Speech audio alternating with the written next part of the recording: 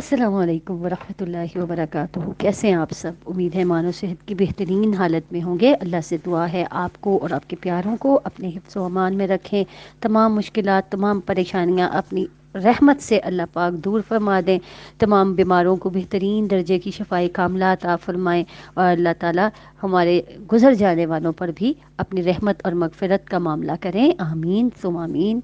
رب اشرح لی صدری ویسر لی امری واحلل عقدۃ من لسانی یفقہوا قولی۔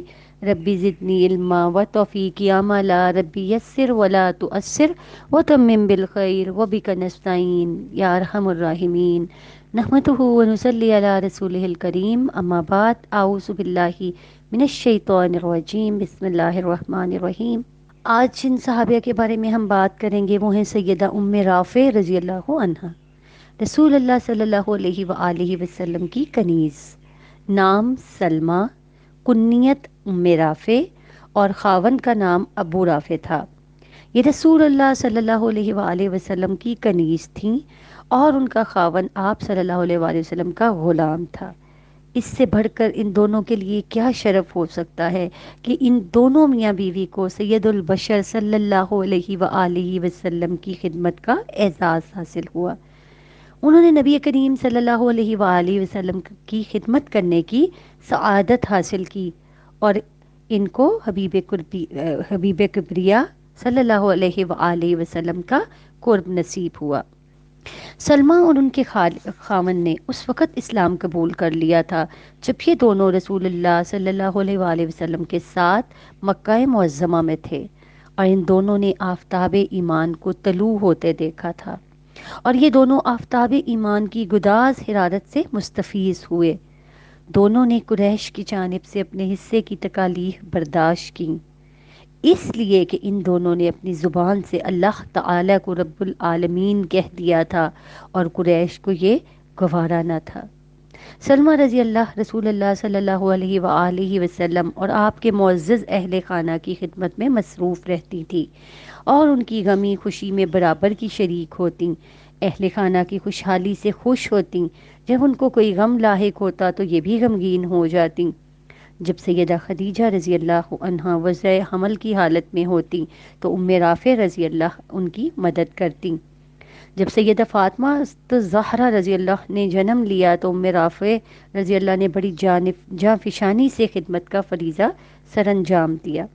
غرض یہ کہ ام رافع رضی اللہ رسول اللہ صلی اللہ علیہ وآلہ وسلم اور آپ کے اہل خانہ کی غم و خوشی میں برابر کی شریک ہوتی تھیں۔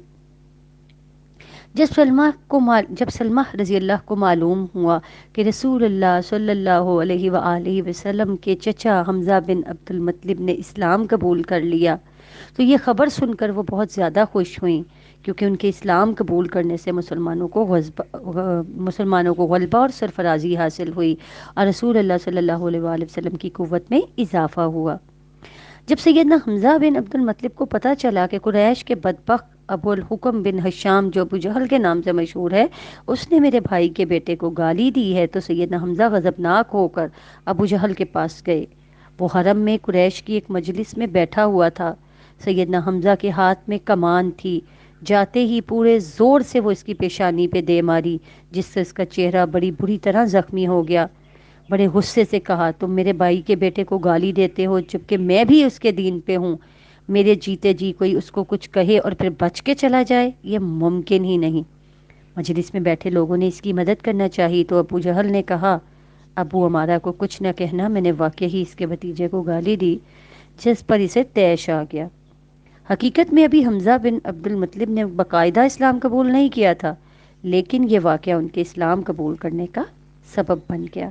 رسول اللہ صلی اللہ علیہ وآلہ وسلم کو سیدنا حمزہ رضی اللہ کے اسلام قبول کرنے سے غلبہ حاصل ہوا اور آپ صلی اللہ علیہ وآلہ وسلم کا دفاع مزید مضبوط ہو گیا، اور ان کے اسلام قبول کرنے سے رسول اللہ صلی اللہ علیہ وآلہ وسلم کو دلی مسرت محسوس ہوئی۔ ام رافع کی خدمت گزاری۔